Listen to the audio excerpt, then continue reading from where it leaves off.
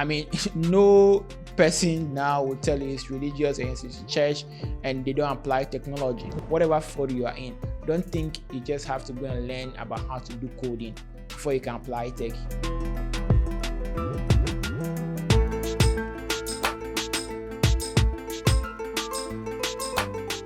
Hi, Divine. Sally, welcome to the ABC show. Thank you. All Thanks right. for having me. Thank you. I remember we first met in 2013. I think you were doing your national service by then. That's like 11 years ago. That's a lot of years gone. I've known you. So for IT, we've done work for radio, farming. I remember when I was doing the savings project for secondary schools, we were on that together. Who are you? Yeah, who is Divine Puplampu? Divine Puplampu is just, I call myself a tech enthusiast. I mean, that's what I want to be known for. I want to be known for as the person who developed digital solutions and who is much more passionate about tech. Okay. But I mean, somebody will call me an entrepreneur, just to say, because I dabble in a lot of things, things that will make me, bread and butter to survive. Yeah. All right. So that's who I am. All right. I think I agree, because I know, you're an entrepreneur. I know you've done a lot of stuff. I mean, within the tech space and outside the tech space. Yeah. But like you always said, everything has to do with tech. Whether you're a pastor, whether you're a preacher, whether you're a shoemaker or a cobbler, you need some aspect of tech. Yeah. At what point did you decide that you wanted to read IT, and how did that come? Did that come from your schooling in secondary school, or how were you just offered IT, or you were deliberate about choosing IT? That's quite interesting. I mean, I grew up in Adan. I went to Adan for number one nursery school. I went to Adan for Methodist Basic School. Okay. Then I went to Adan Secondary School, which accidentally happened to be a school funded by my direct grandfather, Divine Puplampu. So I mean, I had no choice. More like a family school. Don't ask me if I pay school fees or not. I actually paid fees at that time. All right. And but I mean, when I was growing up, I would say I have a sort of confused about what I want to be in life. First, I felt like I want to be a journalist. Okay, because of radio Adan? Not really, but I felt like I liked them when they are reading news, BBC. And I would say that actually came from my dad, because my dad always forced us to listen to news and know what's happening. So you get more current around that particular place. Then at some point, I also felt like I want to be a pilot, because I felt like pilots travel around. Everywhere. There was a documentary I was watching around, seeing, showing different parts of the world and what things happen. I'm like, I want to get a pilot who can travel and move all around. Okay. So the ambitions I was having. Then at some point, before I went to secondary school, so I think after we finished JHS, that period you stay at home. Yeah. That was the time when a cafe came to town in Adan. But I mean, before that, one of my uncles sent me a computer, very old. I think those times Windows 98, just trying to play around with the diskette and all those things. But I got to see the more power of technology when I got access to the internet, because I realized I could just learn anything on my own. I remember even before I went to secondary school. No, I went after I finished with secondary school, before I went to a uni. Just by the power of the technology, I was able to network, like get my own cripping tools, network a whole cafe by myself. And at that time, those who know me from Adan knows that I manage a cafe, the Catholic cafe in town, where the students come to use. But I mean, just taking you back a bit, how I got into tech. After junior high school, my dad was like, that period I sit home is sort of wasted. So I should get some skills, and I feel like tech is the right thing. So there was this young man called Richard. He's in Adan. He's currently teaching at the technical school. Okay. I mean, his computer helped me to show me how to do installations and, how to do typing. Maybe his big teaches typing and all those things. That's really whet my appetite more into that. So before I got to buy my forms for uni, at that particular time, after. So when I went to SHS, I mean, I was all thinking about tech. But because I wanted to be a journalist, I'll tell you the combinations I had for my for my literature. Yeah, so I read literature because I love reading. I want to read. Okay, and IT was compulsory also. I also did government. Government, okay. So because politics and all those things, I want to get into that. Okay. Then since I was thinking of being a pilot at that time also, Geography. I decided to go for geography. Okay. And worst of all, I went for elective maths. Okay. So those were the weird combinations I did for elective maths, government, no economics. Yeah, it was actually weird. Elective maths, government, literature, and I remember my teachers, senior teachers, were like, "This doesn't make sense." But I was strongly willed. I did that with. There were 3 of us during our year back that did that combination. One friend of mine, Gabby, you may have known him, Gabby, who lectured that year. So he did that also. So we had those combinations. So and I try embedding myself into stuff that will help me. I mean, I'm a very shy person, as if you can see. Used to be. No, I still am. But I think things like being in school and getting myself into stuff like the NCC club, for instance, in the debate club, I was part of the debating competition. NCC, I was one of the, the winners of the Greater Accra Constitution. Okay, so you did regional. Yeah, regional winners 3 times. Wow. I represent Greater Accra 3 times during the NCC competition and all that. So all these things, I would say, they all form part of who and what I've become. So it's just an advice that, when you go to school, don't just stick to Don't just pass through and pass your exams. Just try to do stuff. So, after that, then I decided to come to uni, apply for some schools, apply for KNUST, apply for Ashesi, apply for Legon. I got all 3 though, but I need to choose the one with the lowest fees. At that time, University of Ghana had the best fees. I remember my hostel, my admission fee at that time, everything was like 520 cedis. Wow. that was really affordable for the whole fees at that time. So I went through University of Ghana, and that place I also did a very weird combination. Because before that, I saw the power of the internet. I was reading much more, and I started watching TED videos even after secondary school. Okay. There was a TED video I discovered by Marissa Mayer. I've forgotten the title of that video, but she was talking about how she did classical history and how she's working with Google and what the essence of that in tech and all that. She did something around philosophy, classical history, and all the essence of that in tech. So when I was going to uni, the combinations I chose were computer science, mathematics, and psychology. Wow. Which was quite another weird combination. I ended up finishing everything with psychology and computer science. I'll tell you why I dropped the maths later because people always ask me that question. Right. So when I was in uni, and I tried to join clubs. There was an NCC club on campus as well. At uni level. Yeah, uni level. There was at that time there was a debate club. We did the first debate somewhere around Sabah Hall, level 100s. When we came with that debate, I was part of it against Edmond Combat, who is also doing well now in Harvard, and I think a couple of guys who are doing now, but I think something happened and it didn't really go. I also tried to embed myself into a bit of a SLC. I was part of one of the committees in the SLC. I forgot the name of the committee. I think it's other media and publicity committee and all that. But one thing that really I made sure I did for 5 years, just even after uni, was radio. And one of the first ways radio brought us together. We met was radio through Radio Adam. So even when I finished secondary school, I volunteered at Radio Adam. I'm just trying. I'm now trying to learn the IT stuff, but at least I know some things so I could help the radio station. Radio Adam was trying to also digitalize most of the audio recording. So there was a recorder where you play, you record it, and you put it on. And it was more like a monotonous job, but it was nice to listen to some of our localized stuff and do it. That's how my volunteering starts. Then when I got to Accra, the Ghana Community Radio Network, I've been volunteering for them. So I would say I'm with volunteering for radio since 2008. Yeah. Because we met in 2013 and it was through Ghana Community Radio Network. So on University of Ghana campus, I was part of Radio Universe. So at that time, I was the producers and host of one of the only IT talk show on radio at that time, Computer Link. So we're providing technological education on Radio Universe. On Radio Universe to people at that time. And I did that for 5 years. My 4 years in school and the national service period. Service. Yeah, I did that as well.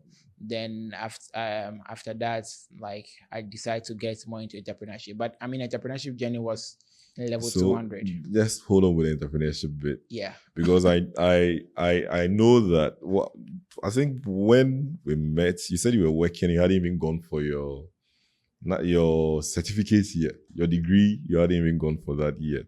And also you started your entrepreneurial journey while you were in school. Yeah. And I remember those days when we didn't have lights, you probably would hang somewhere around East Legon, buy a Coke, and then have a meeting and all that. So what drove you into the entrepreneurial journey? What drove you? I mean, was it the money? Was it just passion? Did you need money? Did you what exactly was the reason? I think one of the first main reasons that drove me into that was money. All right. The reason being that, so in level 200, my dad had like a very serious accident, and I mean, he had an accident before, but it looks like he got hurt again, Okay. and he had to spend a lot of time in hospital. So Whoa. that came to a period where he even has to liquidate most of his investments he's done, and also sort of some properties here he need to sell them in order to be in hospital. So Okay. I was in school. So I'll tell you this: when I was in university, the only time I went home for vacation was level 100. Wow. Yeah, I mean, from 200 to like got out of uni, I didn't go home for You vacation. stayed on campus? I stayed on campus. I mean, through the universe on during the holidays we work as well. But I think that particular thing that happened to my dad and seeing how finance was becoming difficult, it just hit me one day. I was just lying on my bed and asked myself, so what if the most unfortunate happen now? Is this going to be the end of my education? I said, nah, I need to put things into my own hands. So that was the push for me. And what can I do? I'm into tech. I've watched videos about stuff. I know at that young age the power of YouTube and all those things. So I started learning. So it wasn't just about what we learn in school, in class, computer science stuff. I get to do more research, do more learning for myself, and get to know more things. So from level 200, I started like my own business and trying to do websites for people. That's what I knew first. So it was just basic HTML site and all that. Okay. And I tell you what, I think I got some recommendations for some clients, but when I go, they always reject me. Because you're young? Because I'm young, and they say I'm also a student. So they say that will interfere with your studies and all that. And I had to devise a smart way around that. Okay. And I don't know how the idea came about, but I I think when you are in a very hard situation as an entrepreneur, you need to think around your feet and come on stuff. So what I do at that time is, I mean, it was because of all those things that I started keeping beard. Okay. Just for my face to look like you're older. Make you look older than the age. Like at that time. So, and what I devise is, with people you provide service for, they always want you to make them feel like the kings. The boss. The customer is a king. Yes, that kind of stuff. So when they ask me, where's your office, that kind of stuff, I want to meet you. And I say, I'm a student, I'm on campus. That's first thing they used to reject me. So now when I get referral, what I do is, oh, madam, oh, sir, don't worry. I'll come to you. Come to your office.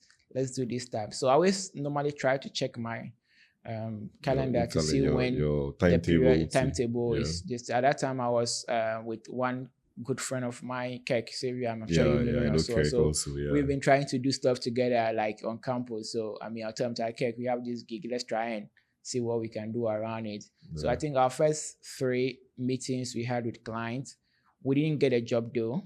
Why? Because they want to see a reference. How have we done before? So we decided. And the very first 10 websites we did at that time, we did it for free. Okay. I mean, you can just imagine, we students that we needed money but we knew that. So that's more like your capital. That was the investment. We did all those things for free. Yeah. Just so that when somebody asks you, where's your reference, you can mention know what that. To point to. Yeah. Then we also realized that, I mean, going far to meet clients somewhere around Ridge, around all those things, is quite far from campus. So we check our calendar, academic calendar, to see when it's we have like less free time. Normally in the afternoon from 2 to around 5, it seems to be a little bit like free. So when a client call you, hey, Divine, I need this. Oh, don't worry. I mean, we can talk about it. You know what? I'll be coming to Legon campus around 1 o'clock thereabout. I'll finish a meeting there.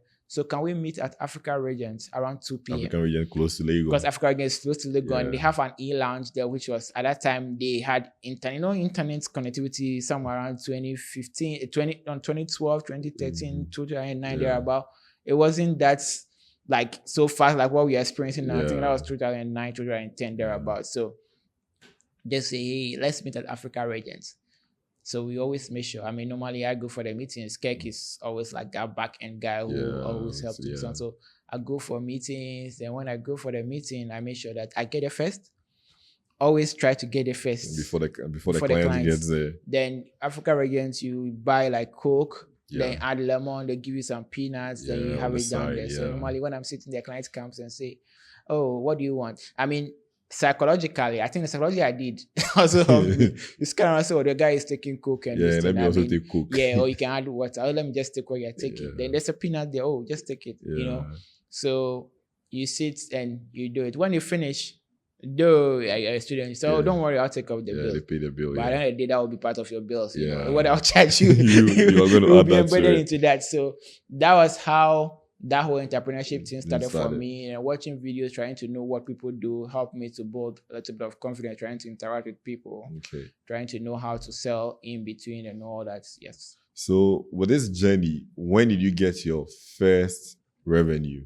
What after you had done 10 websites for free? When did you get your first revenue, and what was that able to do for you? Now, I think a lot after that 10 website, a lot of revenues came through, but they were what was keeping me through school, because I Okay. told you that, I mean, You had the to situation pay. that happened to my dad and all that. So I mean, from level 200 to how I went through school, my dad even knew how I went through school, you know, and all those things try to keep us. But I think one of the key breakthrough that came with a job we did was with Kek, as I said. Yeah. After we finished school, we had to work on this Ghana student internship platform. At that Okay. time, it was under the Youth Employment Agency, Ministry of something. So agency, a yeah. friend who we did something for, say, hey, I know these guys can deliver, because something for the youth, for university students to apply around that time. I think also somewhere around 2013. Okay. That money was what we were able to use to get accommodation after uni. After uni. Because I mean, Kek is from somewhere around Uti, the Volta region was from Adan. Yeah. We already don't think of going back, you know. Okay. So that was what we used to get accommodation, in addition to some other so national service. Okay. That money was able to pay for our accommodation. The small we Okay. get from income we were using to manage, and when we finish, we were able to, you know, save some money Okay. and rent a place. And that's one thing I also learned in life, the power of collaboration. Like Yeah. working with people. Somebody will say, hey, I want to be alone, but trying to put a group together and trying to work together. So we officially incorporated our first company when we finished uni, somewhere around Yeah. 2013. Yeah, I that was remember. Zotec, Yeah. which later failed. Okay. I mean, learn the lessons from that, from all because that. yeah, I think it was more or less like the whole power doom source situation, because I was doing some remote work way back as 2013, Yeah, I remember 2014 for that. some clients in the US and all those things. So that's why you keep on seeing me around looking for power to do Yeah. and all those things. Doom so messed up. So around that time, most of my clients were about 4 in all. So myself, Kek, Danny, Festus. I Yeah, remember and we Festus, released our first product, which was more like Osiki. It was I remember. an app for voting. For voting. Yeah, I remember so, that. Yeah, that's remember. that Yeah. Vlisco people used. It was Okay. used by Mogo Awards sometimes to vote and all that. Yeah. We hope to just make it a very big one, but That and felt- the fact that boys need to survive. Yeah. So We had to move on. To we had whatever to was move involved. on, and I mean everybody sort of scattered, but I decided to keep on the entrepreneurship journey, Okay. and that led me to another company of mine, which is now here, Stimulus, Yeah, and Stimulus. that's also another collaboration with a very good friend of mine, you know him, Koja Kotobuatin. Yeah. So I mean, I always get a question when I talk about this: why didn't you just move on alone? Why do you need to find another partner? Is it not like good for you to stand alone? But what I've learned is that there's no single company in this world that you mention that you say it's funded by one just person. One person. Yeah, it's always a power of people. In fact, even the whole world we are staying in right now, I mean, Christians will tell you that the world is made up of 3 people who control it: God, the Father, and the Holy Spirit. Yeah. God himself didn't do it alone. He has 3 people to support him. So what makes you think that you can do a company and run it alone? All If alone your by Almighty yourself. God you pray to has got the Son and And the Holy Spirit to work with him. Yeah, so yeah, I mean that's I why mean, that works. and having mentioned collaboration, I know. I mean, briefly when I was expanding a restaurant, you came in. I remember when we were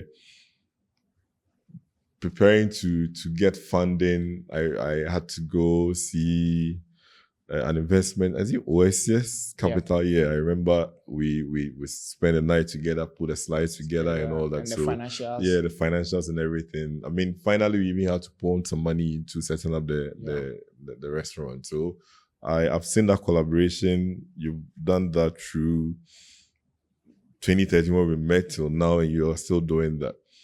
But fast forward, Stimulus is running. What projects have you worked on? What key projects have you worked on? I mean, through Stimulus, what are you doing as an individual within the tech space? Yeah, I mean, Stimulus, we've worked on a lot of digital products for brands in, I mean, Ghana, Africa, and some in Europe and Americas.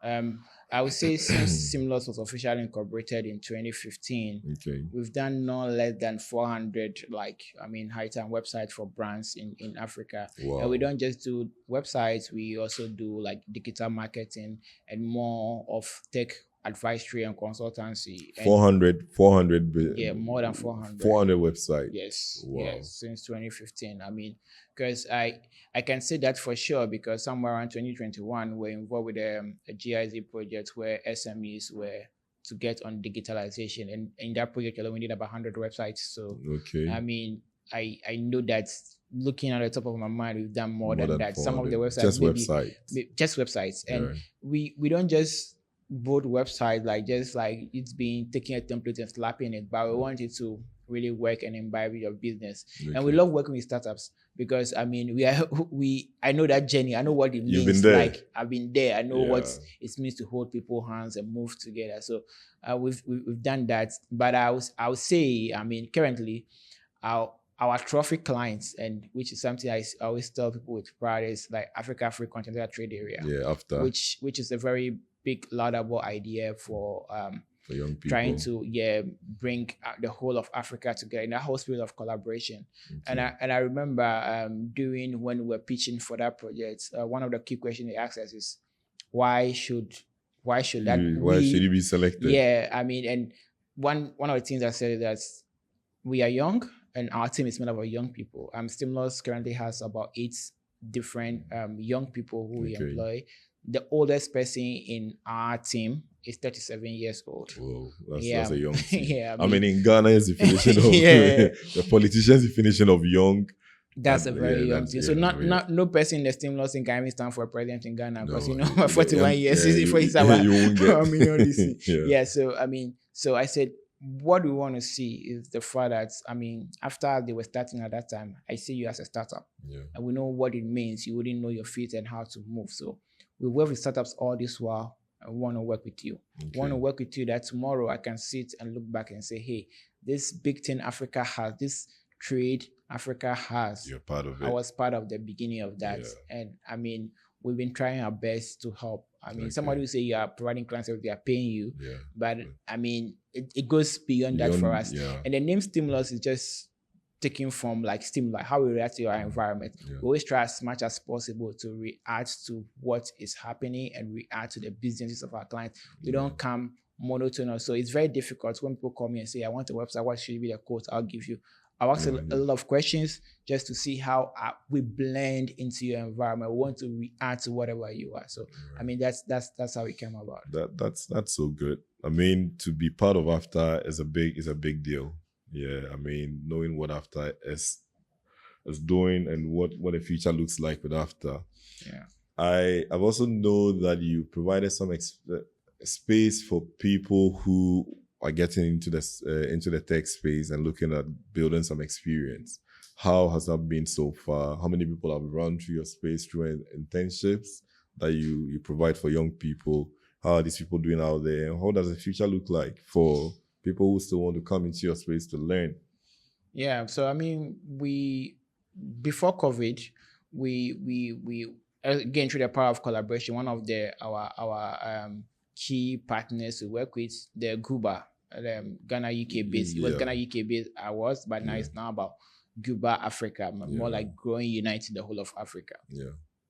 So they had an office space. So together with them, we shared the same like office space. It was very collaborative way. But after COVID, well, I mean, the whole world has sort of now moved towards remote. Remote space. We do more like a virtual internship, but before COVID, it's more like a physical. And I realized that whilst I was in uni, if I had the opportunity to intern and understand some of the nuances of business, how to even talk to clients and all those things, I mean, you can just imagine how I was struggling to make money. I wouldn't say I am the sharpest brain out there, because you see my results and I'm like, why didn't you do all around it? Because Charlie, the conversation was all about how to make money. So I didn't really take the academics seriously as I should have. So maybe I should have graduated with first class or those kind of stuff. But Charlie, I wanted money. After school, you're going to look for money. I mean, there's money. Why shouldn't you worry? But I think if I had got the opportunity of an internship around that time, where maybe, and so what we do at that time is not just like internship, but it's more like a paid internship. They are paying you to learn. And I would say most of the people who are working with stimulus now are people who have passed through our internship programs, and they feel like this is the guys I want to work with. This is who I want. That's how come we are that young. So we still have the opportunity. Normally we do virtual internships, and I mean, with opportunity for even national service. It's all remote. We get to work together. It's all about making sure that your tasks that are given to you get to deliver. And we run more like an open thing. Usually you come and you wonder who is the boss here. I mean, for us, it's not about who is senior, who is the boss. So we believe in tech. We just need to have, everybody needs to have that kind of, we are working together. It's a team. I mean, I always use the example of a football team, right?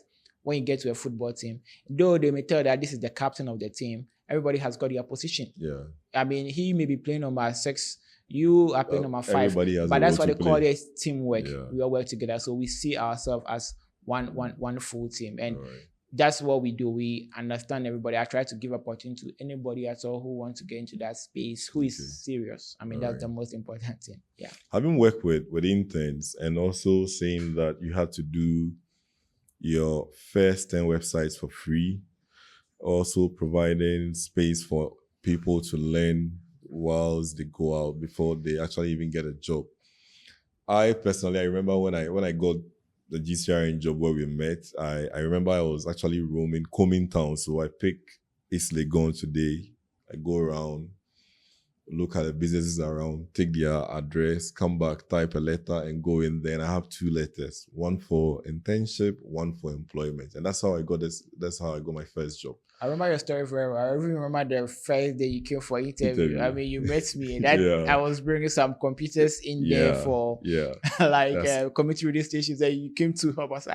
With this gentleman finally dressed and trying to carry computers like this. So I like that spirit. I mean, trying to hear that story, that you just came to drop your CV just to be able to see what that is. My question is, I mean, we are not that young. We are not that old. We are also not too young, even though we call ourselves youth.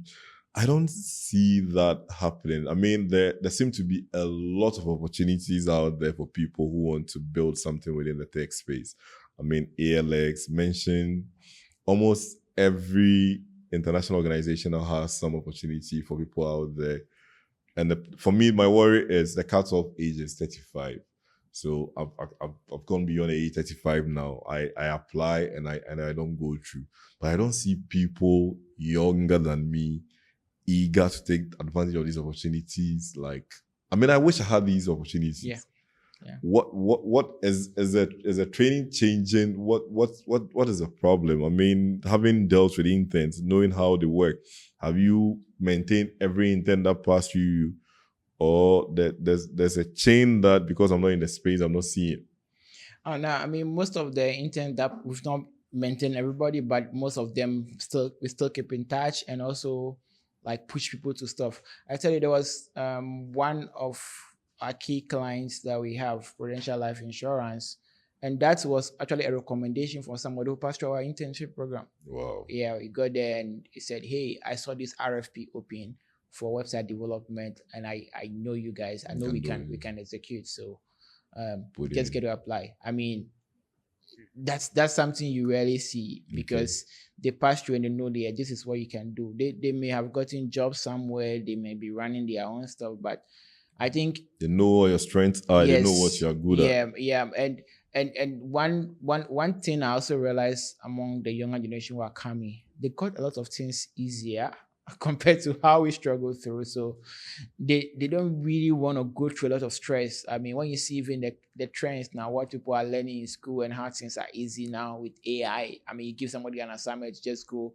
use an AI 1 minute, you are to do it for you and just go. Those times you can even smuggle a calculator into an exam hall, but and you you, didn't yeah, you can. you didn't get any answer. Now Yeah. just take a picture of your exam sheet and you get all the Those answers coming out for you. They've got things so easy and they don't want to embed themselves more. But what I always try to tell people is that it's about education and it should start from a very young age. How you train people up is how they'll grow. I know most of us, because we feel like we've been through a tough life when we have children that are coming out, let's try and make their life very easy and simple for them. I'm not saying let them go through the same No. stress you've been Yeah. through, but let them understand how to be independent in a way. Let them understand how to be curious. Let them understand how to get up and get things done for themselves. And I give this example always that even a dog, you can train a dog that when I say sit, you can sit. How much more a human being? So it's just about the will for us to train that generation. And it's more about hammering into them. I mean, if you train people and let them know that this is what is good for you, this is what will help you, these are the advantages of what you're supposed to do. I mean, we'll have a lot more like entrepreneurs who are like-minded like us in Africa, especially. I can't. I mean, I agree with everything that you've said. And if I go back and listen to your story and how you decided to start making some money for yourself, there was a problem. I mean, there was a need for you to actually make the money. And I talk about myself. I mean, right from JSS, I think my first business was I bought a bicycle. So class 5, I bought a bicycle not because I didn't want to be in school, but I needed to make money. Yeah. I remember I had to repeat class 5 because I spent so much time out of class chasing money than being behind my books. And recently I interviewed a colleague from JSS who is an artist who also mentioned that he couldn't pursue secondary school because right after JSS he had to go into selling and even making money to, I mean, help the family. So challenges are to some extent good. They push you to do so much. Last time I was telling my brother that I hope our kids don't get too relaxed, just like you mentioned. Yeah. That they think we've made it. I mean, in quotes, if you look at where we are coming from and where we are now, you can see that you think you've made it. So for me, my passion now is that for whatever space we find ourselves in, we should try and tag the young people along, get them to understand that you can do something for yourself at a very young age. It doesn't have to take you away from class. And I'm wondering if you think there's some way that we can probably find a way to pull a lot more people into the tech space, because for me, it looks like it's easier being in that space. You don't require to do hardcore programming, developing, to do their different, how do I say it, job or roles coming out within a tech space now that you don't require to be a tech person to do. How do we do this? Can we do this at the secondary school level? Do we do this at the church level, at the community? How do we try and get people to know that, oh, this space is open and you can actually pick a role in there? Yeah, I mean, I like that question where you want to head to, and I always tell people that tech is everywhere. Tech is everything around us. I mean, the whole thing is information, communication, technology. What does that mean? We just say it and just search it to be tech. Yeah. Now, information is whatever knowledge you learn, whatever knowledge you know. Those who do marketing and communication, like everything is marketing and communication. Yeah. So whatever you learn, whatever you know, it could be in agriculture, it could be in food and nutrition, it could be in healthcare. How are you able to communicate that, which is more or less like how are you able to use that? by applying technology to it. Yeah. That's what ICT is about. So the knowledge you have, communicating or implementing it using technology. That's how come those days, I mean, if you want to buy wachi, right? You want to buy food, you get to the roadside, hey, you turn the queue, that is done for you. Yeah. Someone decides that, hey, this is not moving on well.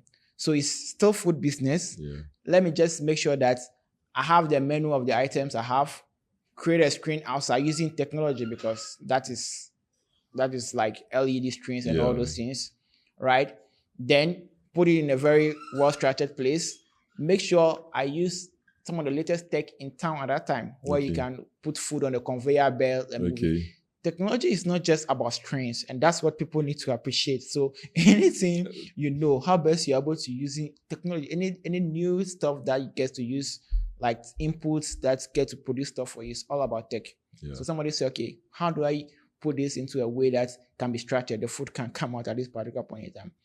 At the end of the day, I want people to pay for it before I give them the food. I want that to be all seamless. So let's use what the banks have, which is financial sector. So that's why we call it fintech.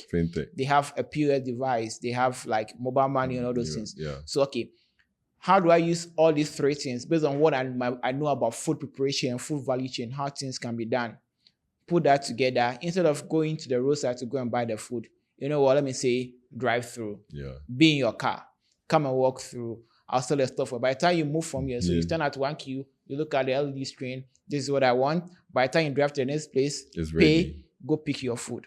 I mean, it's just selling food. It's the same thing. You can the cars are always. I mean, the same food analogy. Yes. Now you can buy whatever food you want to buy from the comfort of your home.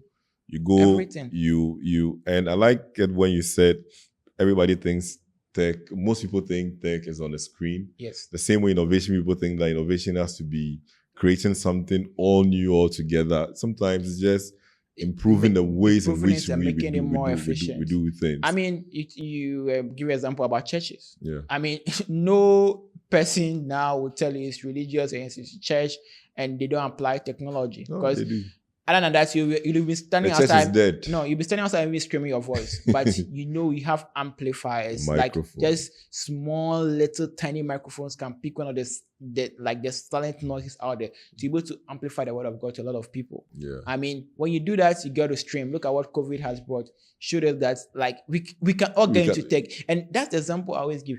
Everybody can use anything tech. Because when COVID came, I mean, people were forced. People were able to do a lot of stuff with stuff that you're able to communicate, able to do. So everything is tech. You just have to make sure that whatever field you are in, don't think you just have to go and learn about how to do coding before you can apply tech. Even when you're putting up your building, people apply tech. People who sell land will tell you, where's your land? You use your phone. You know where the GPS is. You just take it and send to people. That is technology. You're applying technology into your surveying work. I mean, the surveyors now, even the equipment they use, like sophisticated one, that give them the exact location to avoid conflicts. I mean, in land demarcation. Somebody who, how do you call it? The person may be farming, for instance. You apply tech now and look at what Israel is doing with precision agriculture, using drones to be able to plant, measure the size of the land accurately, know how to plant and space things in between, so that when you are even watering, you don't spend more money. See, it's the same pesticide they are spraying, but they're applying drones and me able to map them and do that. It's tech. Tech is actually everywhere in everything that we do. So don't just think it's all about the screen. I mean, knowing how to manipulate the screens, how to code, how to do basic data analysis on Excel and those things are very essential. So I always say that we have to try as much as possible to make sure everybody gets digital literate. Digital literate just means you can do basic stuff. I mean, being digital literate is akin to you knowing how to speak basic English. I mean, we all go to school to learn how to speak English, comprehension and all those things. It should be a standard now that everybody should be digital literate. By the fact that you know what it means to press a button, you know what it means by when we say a password. You ask someone what is a password? How do you set good password? Why should I even set the password? How to do basic, how to even type your own letter. people will tell now there are no jobs, but they don't even know how to type their own CV. They don't know how to type their own letter on how to apply for a jobs. job and all People that. don't even know how to attach emails. Some people don't even know how to create emails. Those are basic, like when it comes to digital literacy skills, I believe everybody should aspire to have. But when it comes to what we mean by the raw core hardcore technology and application, is always around us. Just make sure you look at your processes and see how you can take 2 or 3 fields together, apply them, and solve a move problem. on. Yeah, so that's what I think it's about. Right. So tech is actually around you. You are doing more of tech. What you are doing with Easy Water, about getting water to people and all those things. I mean, it's just about applying a little bit of engineering mechanics on how you move water from there, pump gravity it, and get access to all those things. Technology I'm applying. I don't know if the people are knowing more about it, because instead of maybe if you want a part you want to order, you can just take a picture of the part, send it somewhere. Tech makes it easier for you with the power of internet and to know what you can get and get to do it. Also propagate your message. So tech is actually everywhere. That's a good way to put it. Now, having known you for these years, you seem to be an all-rounded person. I am of the view that if you want to do tech, there are some basic things that you should be able to do.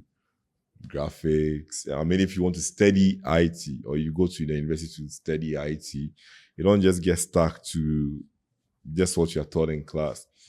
You should be deliberate about learning a few other things that come together to make you complete.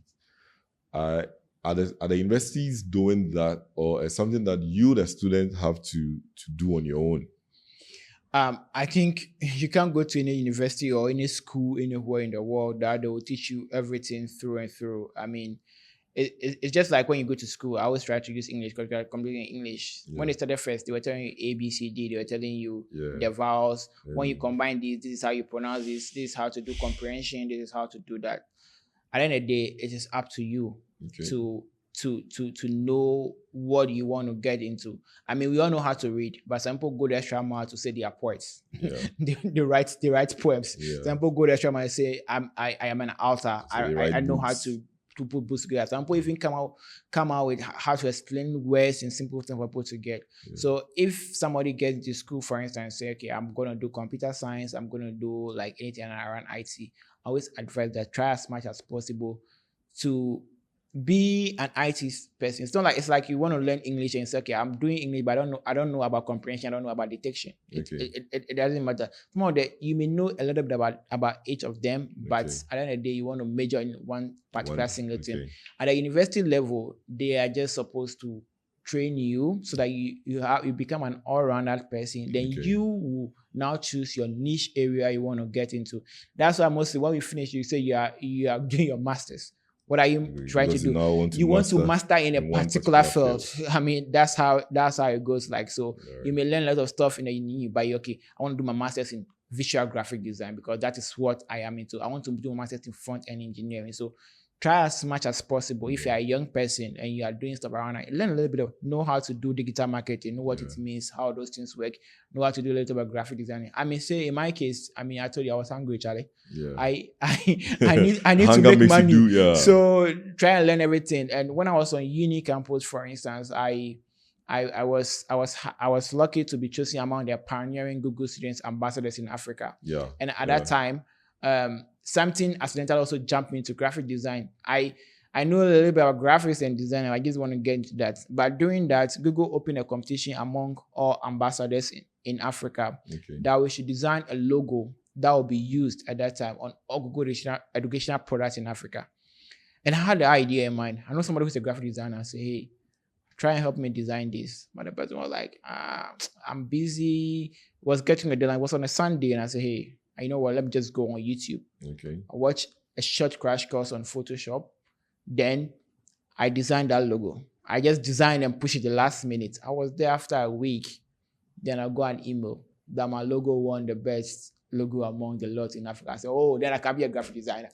You know, so it got me into that. I tried to learn a little bit about what it means, how to use some of the tools and all those things. So in doing my website, instead of relying on somebody else for the graphics of the banners or some of the All buttons at that time, I can just design those things, put put them them in. and use I them. mean, a little bit, the time we're into radios also, when you think your production, you need to learn how to edit Yeah, it's the like, voice. Yeah. I mean, those things you just watch and get to learn to do them, All these and things. all those things grow along. So it's very good for Right. you to try and learn a little bit of A everything. bit of everything. Yeah, then try and master in something so One, that yes, you know that. yeah, But I they mean, all at come that together level, and they feed all into come what- together and fit into it. All right. So my other friend Ronaldo is also an IT person.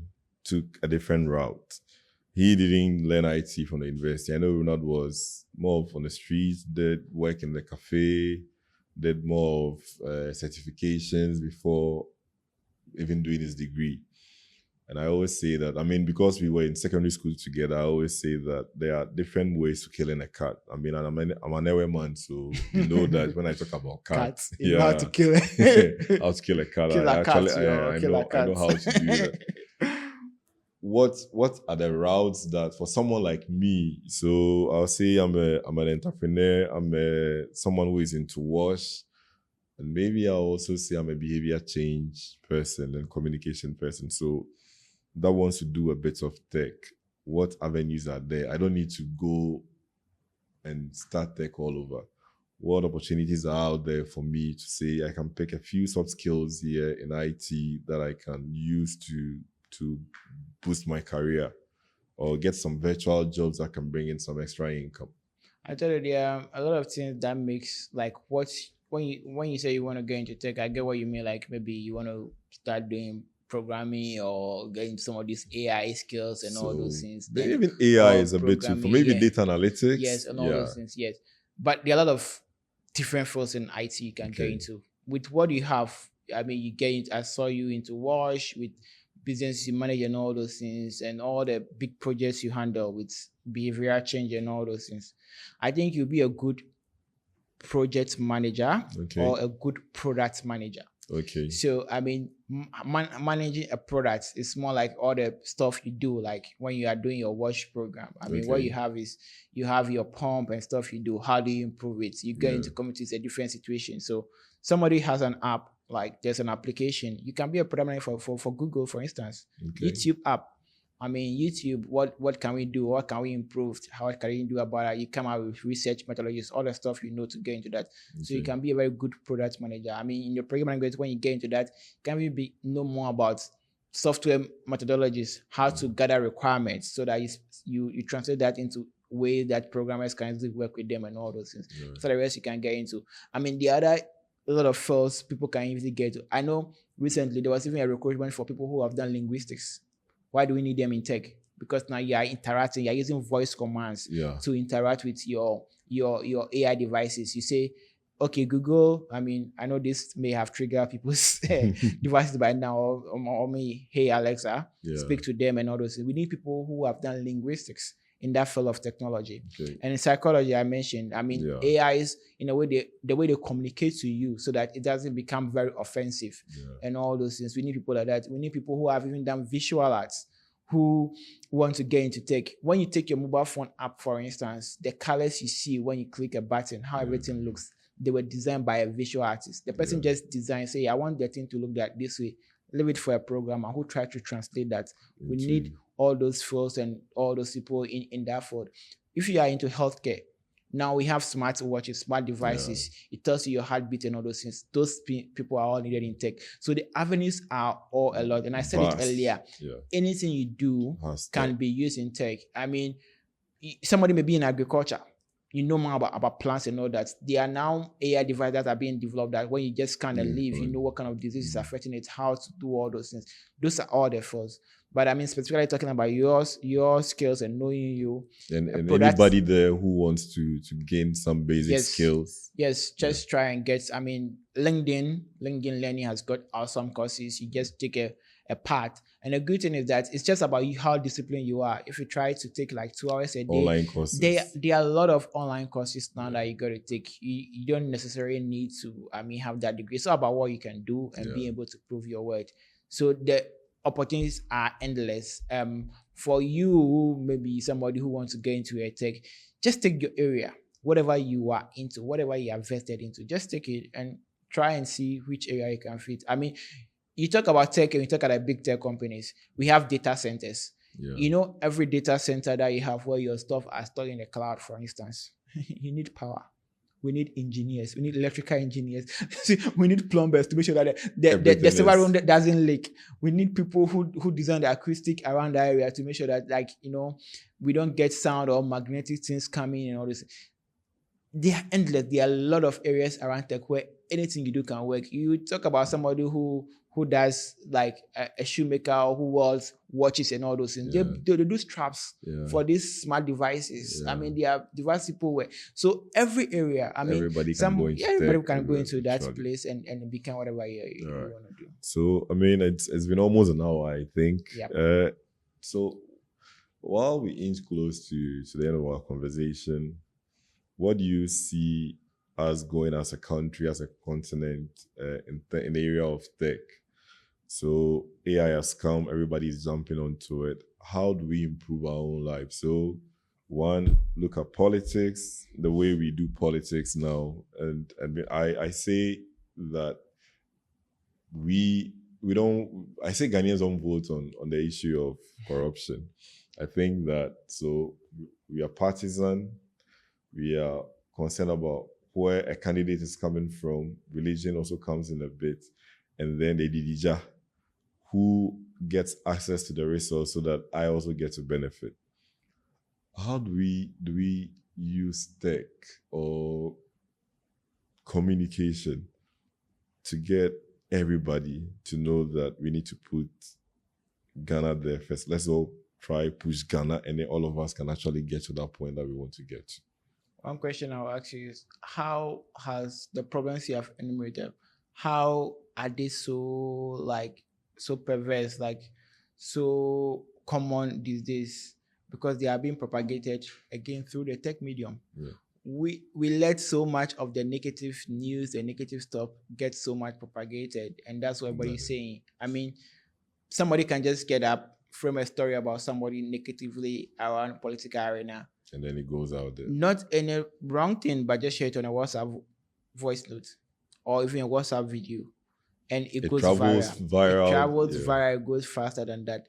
We need to do some of the stuff we are doing, like this ABC show, where you are interviewing people, letting them know what you can do, and put them out there for people to get to learn. I mean, that's one of the. It's about the mindset, trying to change the mindset, and I like what you started doing with the ABC show, trying to let people understand that, hey, I mean, I can't be stuck in whatever I am doing all the time. But I strongly believe that if we are serious as a nation, as a continent about technology, we can solve all our problems. I mean, the difference between us and the developed world is system and technology. It's just technological. Yeah.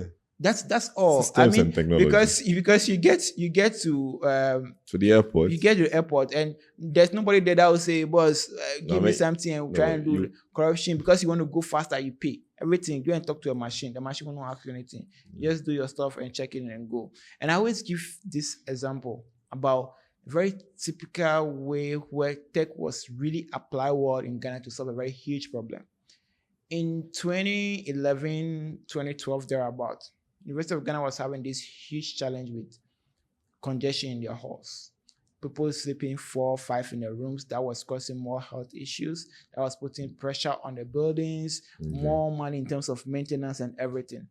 Then one smart VC, Professor in ICT, said, see, I want to eliminate all this congestion in the halls. I want to eliminate patching. I want to eliminate all these things. I want to eliminate where people pay bribe. People sell their beds. I don't know where are just selling their beds, trying to learn all those corruption.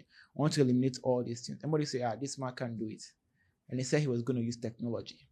Everybody doubted him. It was just simple. He took every bed and everything out from all the main halls. They had more spaces now. He said, hey, go and pay your fees at the bank, which at that time was connected to the student portal. Technology again. Yeah. Pay at the bank. It gets reflected within 24 hours. When that is done, go online and choose your room. That's all. Just go online and choose your room after paying your fees. So you go online, choose your room, you have the bed, your bed is what you want to do. At the end of the day, the University of Ghana was able to place everybody into halls and hostels. Whole congestion thing was off. When when the system is shut down, when it's time for everything to be, once you are late, you are late. That's what it is. Yeah. Just technology. A very typical example of using that to solve. I know, like now we've been shouting digitalization both in Ghana, both MPP and DC and all those things, but most of the stuff they are doing, I see that they are just scratching the surface. I mean, converting paper to online form for us to fill. And one of the things that also saddens me sometimes with some of the processes is that after converting the paper to online, when you finish, you have to print out the paper again before you go and give it to somebody again. Yeah. I mean, a very typical example is our passports. It's so, anytime I'm helping people to get to fill their passport, I'm so saddened because you feel online, you have to print it out, get somebody to sign for you, stamp it, and you take the hard copy paper to that place and go and do stuff before. And even when you're going, you have to add your passport, print your passport picture again and take it. Meanwhile, you've uploaded it. I mean, it's just scratching it. There are a lot of ways to solve this, and you know, it's still bringing that whole issue of corruption because people get there. I want my things to be done faster. This issue we're thinking about the youth. I mean, the last time there was a report out that passport office is one of the most corrupt places. I mean, I'm a young person. I want things done. You know, they are not like we are generation, especially Gen Z people. They are not so patient like how we are patient. Want things done quickly, and you know that hey, when you pay to this particular person, they'll get it to be done for you faster. Definitely, some of these things will still fester on. So, the correct application of technology can help us bridge that gap, and we all agree. The difference between us and the developed world is not that. They are more smarter than us. They have applied technology more efficiently and better than us. I completely agree, and I'll say that I will add systems to it because they allow the systems to work. Yep. The challenges, they have deliberately embedded tech into their system. That's why I work. Yeah. Ghana, we've got a lot of brilliant systems, but because we've not embedded. No, the tech will deny someone access to whatever money they'll make from it. So whilst we wrap up, I mean, what projects are you working on beyond after? Are you going to get your own products out there? I know you've had a business fail. I think it's a journey for all of us as entrepreneurs that you start something, you fail, you learn from it, you come up bigger, stronger, and then start something. Is there anything you're working on to put out there as a product for your own? I know you've done a lot of stuff. You mentioned you've done websites for over 400 companies. I know you've done something for, is it Our African World? Yeah, I know you've done a lot, but are you working on any project to put your name out there? Yeah, I mean, we've been trying to work on products. We know with some products we had on our plate, trying to release them for some time. But I mean, it's just the usual challenge with all entrepreneurs at this point in our life. Sometimes when I tell people that I have a product I want to release out there, tell me about the product, but I say I have funding challenge. The question I get to ask that, but you are going to use your brain work, you are creative. What do you need the money for? But hey, listen, I told you that I have like 8 other people under me. Yeah. You have a product on board, you're trying to work on it. You look at your calendar, it's 20th of the month. Hey, you have to pay salaries by the next month. Yeah. Where do you get the money from? So you start running around like, you know, these $500, $1,000 websites to get to do them so that you can get money, like do 2 or 3 to get money to pay your staff and also keep paying your bills because I pay internet bills, I pay utility bills and all this kind of stuff. So usually, I mean, we are now trying to consolidate and try and get some funding sources and all that to release our product out there. All we need is perhaps maybe a 6-month runway where we don't need to worry our head while trying to get into any product. And I mean, we have some awesome products which we want to get out there, something with an AI element inside and all that. But I think at the right time, when we have some of that product out, I hope you give us the opportunity again to come here and talk about it and what is meant to be done. So, I mean, my final question. We met through community radio. I mean, I know community radio stations in Ghana are doing so well. And I just want to see what we can do using tech to put them out there. Any simple way to put community radios out there with what you do? Yeah, I mean, you know what community radio is doing? They are trying so hard to sustain our culture, let people know more about, educate people the right way in the communities. I mean, before this whole advent of fake news and all that, you know what community radio has been trying to maintain that huge turnout. Most of the people there are volunteers. I think one of the things which normally, when, you know, during most of our meetings, I keep on saying that I wish that we get them to have like that kind of online presence more, put Okay. their content out there for people to be able to do. Because we always say the internet never forgets. Yeah. And what's the best way of trying to get our culture to stay on for a long time than putting them on the internet? Put them online. And I know one of the key challenges we are having now is the issue of internet connectivity. So Sure. I don't know how far this podcast will travel, but if Starlink is listening, when you come to Ghana, I think your first corporate Sure.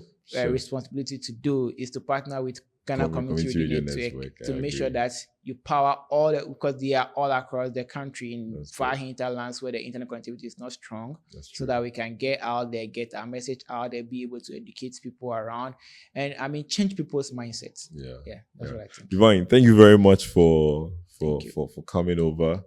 I wish you the best with everything that you are working on. I hope we'll meet again, and by then probably your products will be out, Sharp. and there will be a lot more to talk about. Yeah. So Thank enjoy the you, rest of the thank year. Thank you for having me. And I mean, I really commend you for this boost step. There's this ABC show. You know, I've tried somewhere trying to double and Yeah. do some tech videos out there, educative videos, but Charlie, I know how tough it is. But All right. I will always encourage you. What I will say is that keep up the good work. All right. Yeah. All right, All right. Charlie. Thank you. Thanks for coming over. Welcome. All right.